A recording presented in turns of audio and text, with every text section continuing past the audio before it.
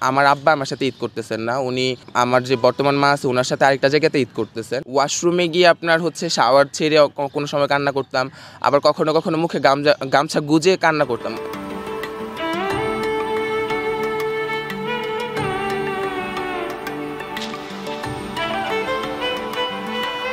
ঈদে যখন আনন্দের সুর বাজে চারিদিকে, তখন ঢাকা বিশ্ববিদ্যালয়ের দ্বিতীয় বর্ষের শিক্ষার্থী রাফির জীবনের মোড় নেয় ভিন্ন দিকে।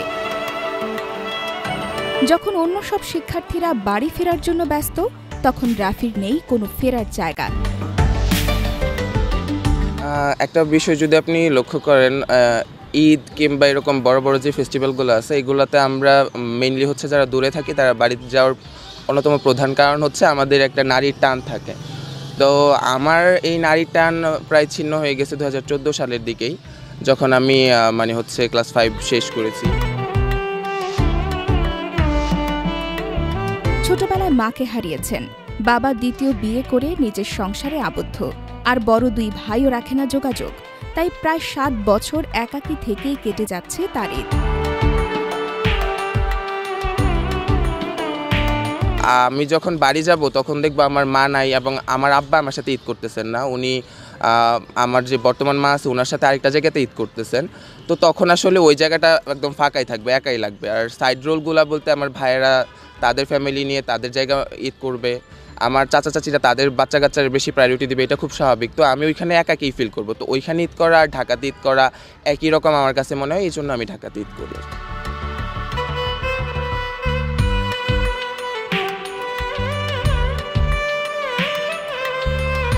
আমার বন্ধু-বান্ধবের হোস্টেলে কল আসতো বাড়ি থেকে, তাদের মারা জিজ্ঞেস করতেন তারা কী দিয়ে খাওয়া দাওয়া করেছে, কীভাবে চলছে, কী করছে। যে এই ছোট ছোট জায়গাগুলো আমাকে অনেক বেশি ইমোশনাল করে ফেলতো।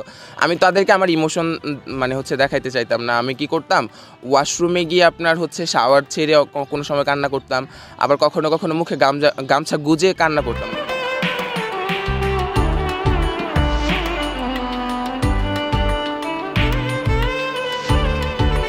আর আমার ভাইদের সাথে আমার কথাবার্তা খুব কম হয়। আমার মেজো ভাইয়ের সাথে আমার মনে হয় না লাস্ট 1.5 বছরই কোনো কথা হয়েছে। আমার বড় ভাইয়ের সাথে আমার লাস্ট কবে কথা হয়েছে সেটাও আমার মনে নেই।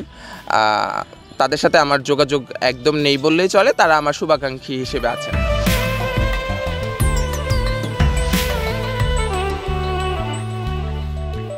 এখন পর্যন্ত 7টা ঈদ আমি একদম হচ্ছে ফ্যামিলি ছাড়া কাটিয়েছি।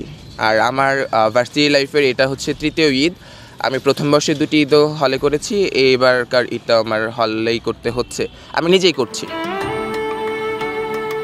এমন ঈদে যখন সবাই পরিবারে ফিরে গিয়ে আনন্দের অংশ হয়, রাফি তখন সময় কাটিয়ে দেয় ইউনিভার্সিটির হলে বা পড়ার টেবিলে। সেখানে তার সঙ্গী শুধুই নিঃসঙ্গতা। তবে এই নিঃসঙ্গতা সত্ত্বেও রাফি কখনো থেমে থাকে না। 8ম শ্রেণী থেকে নিজেই নিজের খরচ চালাচ্ছেন। জীবনের নানা সংগ্রাম আর অল্প কিছু সঞ্চয় নিয়ে রাফি এগিয়ে চলেছে নিজের স্বপ্নের পথে।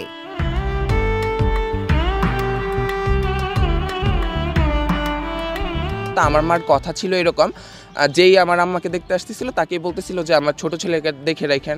আর আমার জন্য আমার মার মেসেজটা ছিল এরকম যে হচ্ছে তুমি আর যাই করো পড়াশোনাটা ছাইরো না। তো ওই জায়গাটা আমাকে অনেক বেশি মোটিভেটেড করে। যে আমার মা যেদিন মারা যায় ওই দিনও কিন্তু আমার পরীক্ষা ছিল, তো আমি কিন্তু ফাইনাল পরীক্ষা, আমি আমার মায়ের লাস্ট রেখে পরীক্ষা দিতে গিয়েছি।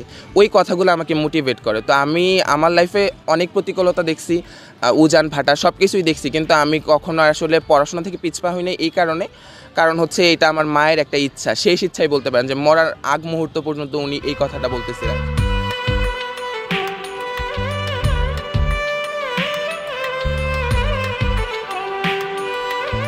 নিজেদের ওই পজিশনে নিয়ে যাওয়ার জন্য প্রিপারেশন নিতে হবে, যে না আমি আর 10 জনের ছায়া হব যারা এরকম ছায়াবিহীনভাবে ঈদ করতেছে, আনন্দ উৎসবগুলো একা একা করতেছে। এতটুকু বার্তায় তাদের প্রতি থাকবে, নিজেদেরকে প্রস্তুত করা।